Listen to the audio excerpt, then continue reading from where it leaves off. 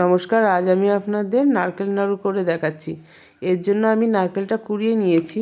এবার আমি আখের গুড় দিয়ে মেখে নিচ্ছি। নারকেলটা একটু আমি মিহি করে কুড়িয়ে নিয়েছি। এলাচ দানা দিয়ে দিয়েছি কড়াইতে, নেড়ে নিয়ে আমি মাখা নারকেলটা দিয়ে দিলাম। এবার দিয়ে দিলাম একটু গুঁড়ো দুধ। তাহলে কি হবে, নাড়ুর টেস্টটা আসবে অসাধারণ। দেখুন পাকটা হয়ে এসেছে।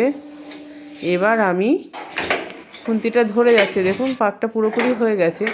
এবার আমি নামিয়ে নাড়ুগুলো পাকিয়ে নেব।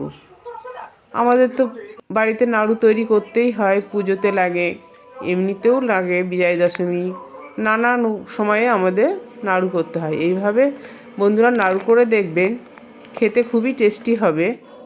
দেখুন কত সুন্দর হচ্ছে। এইভাবে নাড়ু করলে আপনারা আর দোকান থেকে কিনবেন না।